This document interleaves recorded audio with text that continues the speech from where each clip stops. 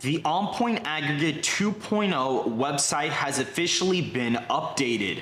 You can look at America's direction, viewing the right track and wrong track of the nation since 2017. You were able to view incumbent President Donald Trump's favorable rating as it stands right now, which currently sits at 49% in our aggregate. You can also look at Biden's past approval ratings and even look at President Trump's first term approval ratings. And you can even go as far back as to look at the 2024 presidential election national and battleground state averages, which basically were spot on in our national averages when applied retrospectively. We had Donald Trump winning the popular vote by 1.3%, and he won the national popular vote by 1.5% in the final tallies, with all of the swing states being within 2 points of the margin of error, as well as looking at the congressional generic ballot for 2026, showing Democrats with a slight national vote popular lead as of right now of 1.6%, with the Democrats at 43% to Republicans at 41.5%. The Atlas Intel data will be added at some point very soon, but I wanted to show you guys this website. You can go down in the description down below to look for daily aggregate updates to this website. As of right now, there's also a dark mode feature, which I think a dark mode and a light mode feature, which I think is really cool. You can also download the data from the aggregates and look at all of the included polling, as well as the weight that they are distributing as of right now in the polling. And so to continue on with today's video, we are looking at a JD Vance versus Kamala Harris matchup without, you know, if you were to include Harris in the Democratic primary polling, you do actually have her leading the primary. And so today's kind of a, 2028 matchup. But if Kamala Harris is included in the 2028 primary polling, which I would expect her to win the nomination in a contested convention. Looking at the safe Republican states, Idaho, Utah, Wyoming, Montana, the Dakotas, all of Nebraska, including that first congressional district, would all be in a safe column, as well as Kansas, Oklahoma, Arkansas, Louisiana, Mississippi, Alabama, Tennessee, Missouri, Kentucky, Indiana, West Virginia, and South Carolina. These would all be in the safe Republican column, including Texas, Florida, Ohio, and Iowa, as well as Alaska. These would all be in the safe column, including the state of Ohio, which is now a 13-point win in this election. Donald Trump in the state of Ohio gathered 3.18 million votes, with Kamala Harris getting 2.5 million votes. JD Vance manages to get about 3.2 million in the state, while Harris loses some ground from her original vote total, and he wins the state by 13.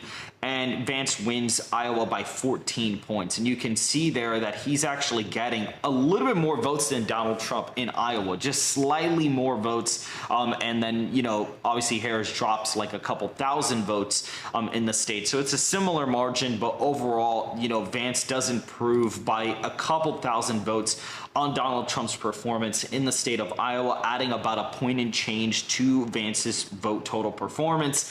In Texas, Vance wins by 16.3%. Donald Trump got 6.4 million votes, while Harris got 4.8 million in the state here. You roughly have a similar amount for Harris. She actually, believe it or not, does a little bit better in Texas than she does in 2024. She actually does slightly better there, but Vance is able to actually get 400,000 more votes in the state of Texas, which ends up expanding the margin for him by quite a substantial amount. And even in Florida, Vance gets 6.2 million votes in the state, which is a little bit more than what Trump got, but Harris falls all the way down to about 4.5 million. So there's about a 2-point shift away from the Democrats in Florida. And so looking at that, you see a very big improvement in these two states. A lot of the red states continue to get redder in this matchup. Pretty much every single one of them, including even Kansas and Nebraska, end up shifting Republican in this matchup as of right now. And looking again at the safe Democrat states, California, Oregon, Washington are all above 12-point wins. However, looking at Washington, Oregon, they basically stay the same from the last election. I mean, if we look at the YAPMS website, we can clearly see that Harris won Oregon by 14.3. She actually performs slightly better in Oregon, and even in Washington, she improves by 0.1%. In the state, but she loses about 4 points in California, and this is mainly because you can clearly see there is a turnout increase on both sides, but Vance is able to turn out 800,000 more voters, whereas Harris is turning out only about 300,000 more, so he kind of closes the gap by a pretty significant amount, by 500,000 votes in the state of California. And we even see Massachusetts and Vermont are in the Democratic column. All of these, except for Delaware, I believe, end up shifting towards Vance. So Vance actually improves in some of the northeastern states to a degree. I believe Delaware and Rhode Island are the only ones where he underperforms compared to Donald Trump in 2024, because Harris does improve with some of the suburban college white educated vote. Hawaii, you see a very slight improvement for Vance in that area. And in Maine's 1st congressional district, you're obviously going to have that still be a safe margin. And so that gives Harris 113 safe electoral college votes to Vance's 218. Multiple wars around the globe and central banks are turning to gold. Gold is the most in-demand safe haven asset among central banks. Demand for gold comes as central banks look to move away from the US dollar, and it is the only currency central banks are looking to reduce exposure to. The dollar has sunken to its lowest level in 3 years. The Citibank CEO warned sovereign wealth funds are diversifying more aggressively, and according to Nassim Taleb, gold is now the world's reserve currency. As of July 1st, gold is now classified as a Tier 1 full reserve asset. Forecasts for gold have now reached $6,000 to $7,000 an ounce. Silver and platinum have joined the commodity supercycle that has many years left. Call the proud Americans of Patriot Gold Group today before it's too late. Mention On Point Politics and you'll get best-in-class service from Patriots protecting Patriots. Patriot Gold has the no fee for life IRA, where your IRA or 401k can be in physical gold and silver, and you may be eligible for the no fee for IRA on qualifying rollovers. Call 1-888-795-9430 for a free investor guide today. Patriot Gold Group is a Consumer Affairs top-rated gold IRA dealer 9 years in a row. Call 1-888-795-9430. And looking at the likely Republican states, Arizona, North Carolina, and Maine 2nd are all in that column. Vance is winning North Carolina by 6.3%. So he actually underperforms Donald Trump in the swing state by just a very slight amount in terms of total votes. He only underperforms by about 10,000 votes. But Harris falls quite significantly by 200,000 votes in the state. And so that grants Vance a 6-point win there. And then in Arizona, you see about a 9-point win, where Harris actually does a little bit better in Arizona, given some of the new population that moves there. But Vance also gains quite a significant amount in Arizona. Arizona, I believe, electorally is a more friendly state to a candidate like J.D. Vance. And so because of that, we do actually see Vance improve in the state by about, 3.5 points or 4 points-ish. And so that ends up giving Vance the advantage in Arizona and pretty much moves it into the non-swing state status. It really isn't even a swing state on this election. Neither is North Carolina. Well, you could say North Carolina probably is a swing state, but Arizona at this point really isn't. I mean, a 9-point win is a pretty big margin in terms of a Republican win. Looking at the likely Democrat states, Illinois shifts about a point to the right. Colorado and New Mexico actually shift left, given some of their white populations. And Vance, to a degree, actually does slightly worse with Hispanics than Donald Trump did. So Harris actually makes some gains with Hispanic voters that are a little bit in the older column, some younger Hispanics, like in certain areas like New Mexico, Nevada to an extent, certain parts of like Texas. She does does a little bit better because of the immigration policies. But overall, Vance kind of is able to move some other Hispanic groups in his favor. And even like Nevada, for example, I mean, Harris basically gets a little bit more votes than she did in the last election, but Vance improves by about 20,000, 30,000 votes in the state. So that kind of grants Vance a little bit of a bigger win in Nevada of closer to 5 points. Which is a really big, impressive win. Maine at large is likely. Connecticut and New Jersey, as well as New York, are all above 6 points. New York is about, a point and change closer. New Jersey actually shifts left in this election. I would say some of the college suburbanites kind of probably move away from Vance. And it's like a similar performance, but I think that Harris maybe does a little bit better there.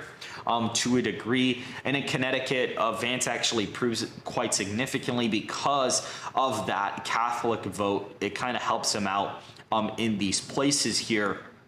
And so that's why you see Connecticut end up going from safe to the likely column.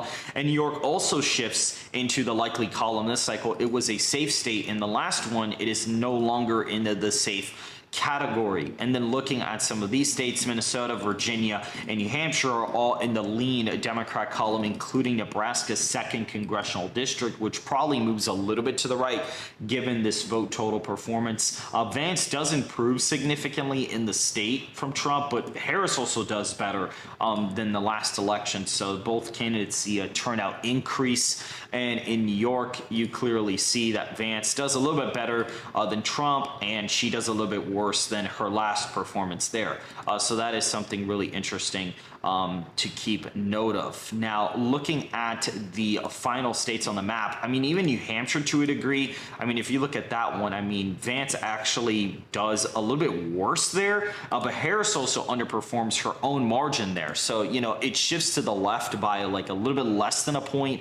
So Harris actually does a little bit better in New Hampshire. Virginia, the margin gets cut down in half. Harris loses, well, Harris actually doesn't lose votes. She actually gains votes there, but Vance does a little bit better by like 200,000 votes in Virginia. So he's actually able to kind of close the gap there quite significantly and pretty much makes it a swing state. And then in Minnesota, you see a very slight improvement for Vance in the state, like a very, very minimal improvement. Harris gets 100,000 more votes, and so does Vance. So they both improve by like 100,000-ish, and he does slightly better than Donald Trump did in the state. And we clearly see that in Georgia, Vance actually improves there, but he actually wins it by 5 points, a 200,000 vote win. He underperforms Trump's raw vote totals, but Harris also suffers a much larger loss in raw vote totals. So that's the reason why you see such a big win for Vance in Georgia. And then in Michigan and Pennsylvania, he wins them quite convincingly. I mean, he only won Pennsylvania by 1.7% last time. Here he's winning it by 2.9%. And despite underperforming Trump's vote totals in the state yet again, he only underperforms by a little bit less than 100,000 votes. But Harris loses like a bunch of votes there. She loses like 200,000. And then in Michigan, it's sort of interesting because he does 200,000 votes better there. And then she actually gains votes there, but he ends up outperforming Trump there by a large amount, like a pretty big amount. And so he wins the state by 3.5 points, making it the most Republican Rust Belt state. And even in like Wisconsin, both candidates are at 1.6 million. Vance actually underperforms Trump, but Harris basically loses like 50,000 votes in the state. And that kind of gives Vance a slightly bigger margin of victory in Wisconsin than Trump had in the last election. And you can see that he improves in Michigan and Pennsylvania. Michigan and Pennsylvania are now in the lean Republican column, and given voter registration trends in favor of Republicans in every single state, it would not surprise me to see this be the map for Vance versus Kamala Harris. Possibly a New Hampshire, Virginia, or Minnesota pickup. Those would be something that I could possibly see on the table. Most likely New Hampshire would be the one that maybe would flip, but time will only tell. If you guys did enjoy this video, make sure to hit the like button and to subscribe if you want more content just like this, and I will see you guys in the next video.